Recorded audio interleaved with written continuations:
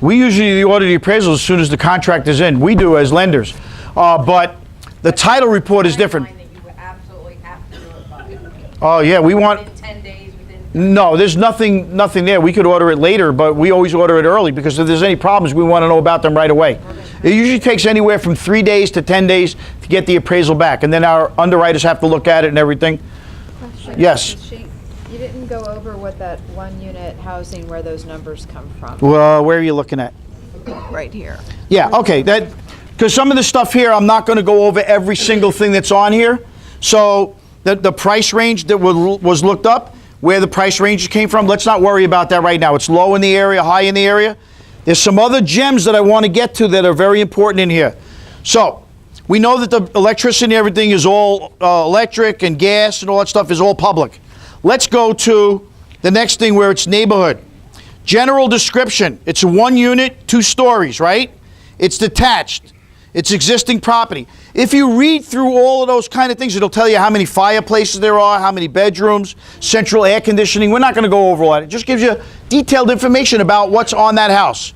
Fair enough? Yep. All right. I'm going to read right below that. It's 11 rooms, 5 bedrooms, 3.1 bathrooms, 3,802 square feet. It says here, additional features.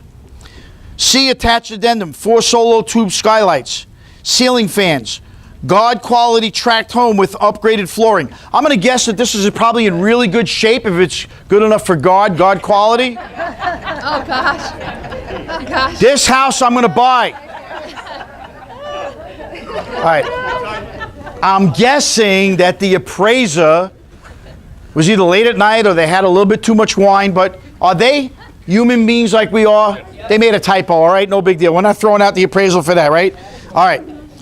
Let's go on to this. It says, describe the condition of the property, right? C3. I'll tell you what the C's mean later. They're conditions, but I'll show you what they are. Q is for quality ratings. C3, no updates in the prior 15 years.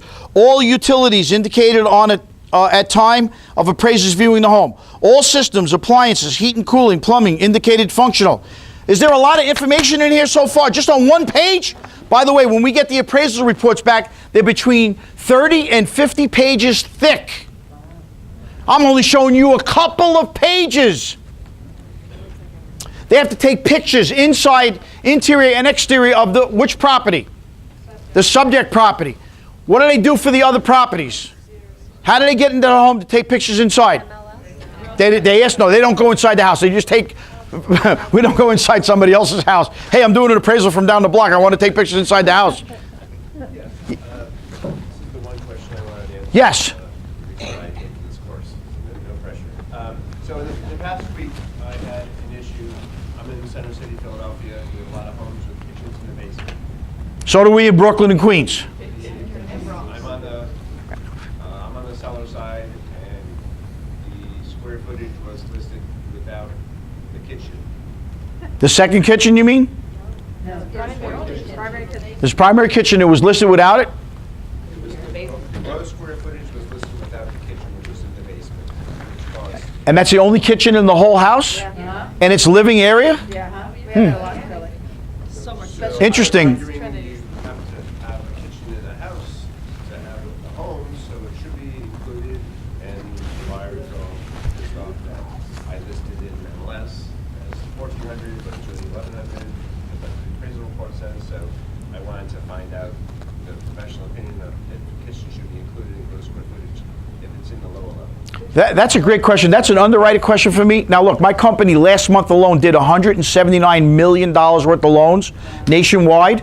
We're all over the place, but I don't know specific jurisdictions on everything. But if that's usual and customary for your area that they don't include it, the banks would know that. Our underwriters know that.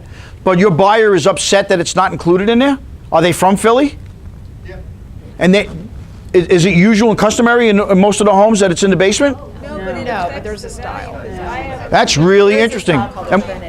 And the buyer is upset, not the seller? Well, did the house Because appraise? it's probably not getting The appraised. house appraised, yes, but he said he negotiated based on the square footage, but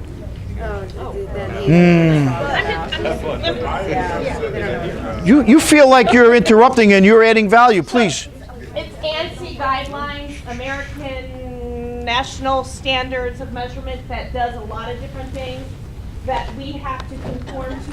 It's sold out in the secondary market.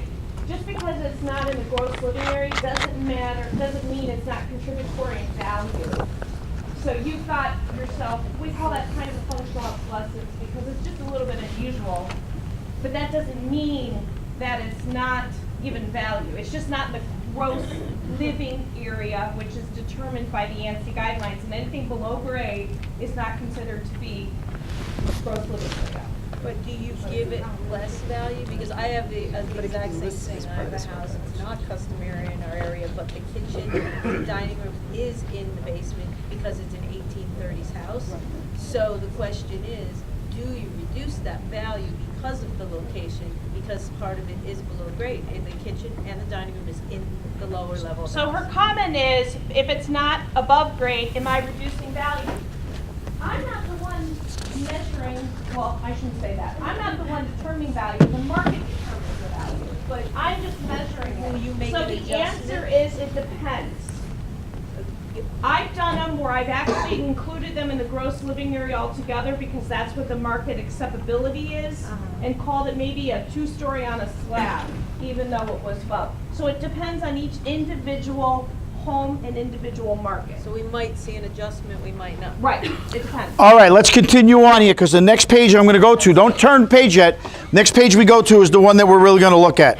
All right, so it talks about upgraded flooring and all that stuff. All right, turn the page. This is the meat and potatoes of what everything happens. So we're going to bring it all together here, and I will have you out of here by 12:30, I promise, all right? All right.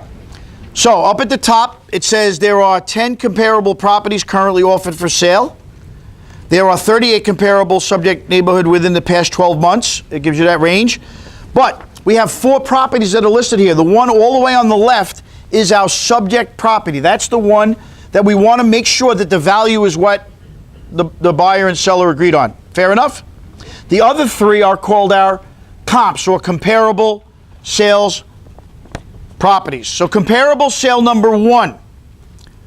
How far away is it from our property? 0.3 miles. Is that okay for this appraisal? Why is it okay for this appraisal? Because, no, not because it's residential, because we're in a suburban area and our range could go 1 mile. So they're within that, right? Pretty cool.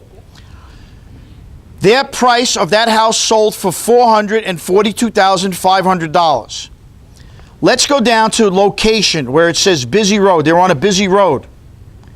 Do you see that they're adding $10,000 to the value of that house? We're on a residential road and they're on a busy road, and they're adding $10,000 to the value of that house that's on a busy road. Why? Oh, I'm sorry. I thought Rebecca was answering that. To do what? To make it more comparable. To make it. But wait a minute. Their house is on a busy road. Because it would have sold for 10 less. It would have sold for less. What would have sold for less? Well, it wouldn't be as appealing. It's not as appealing. You're on the right course, but you went the opposite way. The busy road house will sell for $10,000 less. Location. They're making up the sale for less because it's The location of the subject property Is more desirable. is getting credit. So here's the way it works. I said this terminology before. Appraisals are based on the law of substitution. We have our property over here. It's on a quiet road, right? This house over here is on a busy road. What the appraiser is saying is, if we took this comparable house on the busy road and moved it to our location, would that home be worth more or less? Would it be worth more? So if that house, instead of being on a busy road, was on a quiet residential road, it would be worth $10,000 more. I have a question. How do they come up with a dollar amount for all? 2,000 hours of... The answer is match paired analysis. It's a 30-hour course. All right, let's not get into that. Yeah, but as realtors doing a CMA, we need to do that. Yes. So how do we, as realtors, not taking a 30-hour course now? I don't know how you guys don't take extra courses. Educated on it. There are classes. There are courses out there if you want to learn. I heard somebody say today that there's another appraisal course going on. There's actually quite a few. Yeah, those courses have all been canceled. We took care of that. No. Do you think it might be a good idea? What did I say? Who asked me that question, by the way? about the other appraisal class going on? What did I say to you? Do you remember? You have 2 other classes. No, not my classes. I said, what did I say about... What did I know? What did I say about going to the other appraisal classes, though? Definitely. Forget about it. I said go. Getting before. Because you're going to hear another person speak about different things than you heard from me. So you learn some things here, you learn some things from Rebecca, you learn some things from there. You can make this a couple of days of 3 or 4 appraisal classes and really walk out of here solid on appraisals. That's up to you. Can you go to a 30-hour course? That's up to you. You guys are independent contractors. You're in business for yourself. Find an appraiser and become their buddy. What was the name of that course? Match what? What was Match paired analysis is the theory. match paired analysis? All right, let's continue on. Our properties are at 7893 square feet. They are 12,720 square feet. They're reducing that value of that comparable number 1 by 10,000. Why are they doing that? It's a larger property. Why are they taking value away? Because they're saying we're going to take off 5,000 square feet that and make it 7,000 square feet. Does every square foot have a value? And are the square footage different in different areas? Anybody know the Hamptons, Long Island? Yeah, you see, a 10 by 12 bedroom out there, it's really a shoe closet, but that might be $1 million out there. But where I live, it might be $6 to build that same room. You got it? So it's not the square footage, it's what's usual and customary for the area, how much value does it bring? All right, let's continue on. By the way, when people do improvements on their homes, they do $10,000. Does their house go up $10,000? No. Sometimes they'll put $1 in, they only get back 90 cents in value. Sometimes they'll put $1 in, they'll get $1.05 back, right? Would an in-ground swimming pool add a lot of value to the house? The answer is, it depends. Everybody else? If you're in a regular neighborhood with blue collar where people have above ground swimming pools, is an in-ground swimming pool for $30,000 going to add $30,000 value? It might do what? It might actually decrease the value. Why? Because the UPS driver that's making money can't afford to keep the upkeep and the taxes go up and everything like that. It might have the opposite effect. So it's what's usual and customary for the neighborhood. All right, let's continue on. We have bathroom count. We have 3.1 bathrooms. They have 3. They added $4,000 to the subject property. Why? I mean, not to the subject property, to the comparable. California. Because they have less bathrooms, so they're saying if they had the same amount of bathrooms, their house would be worth more. How many people is this starting to make some sense? Nobody? Okay, we're gonna do some more because I want to make sure it's clear what's happening. By the way, I'd like to know how small is a 0.1 bathroom. Usually it means a half a bath. It's a half a bath, right? Yeah. All right, let's continue on. We have a 3-car garage. Comparable number 1 has a 4-car garage. All we're saying in the comparables here is if we took away one of their garages, what's the value? So in this neighborhood, they're assigning $7,500 value to the garage. So they're going to minus and bring down the value of that home by $7,500. Does that make sense? It's California. Look, in Brooklyn, that would be $3 million for one garage. Yeah, right, exactly. That's right. Yeah, I'm not kidding. The parking spaces in some of those areas is worth more than the house. All right, so they adjusted the property value to $424,000. Let's go to comparable number 2. How far away is it? A little over half a mile, right?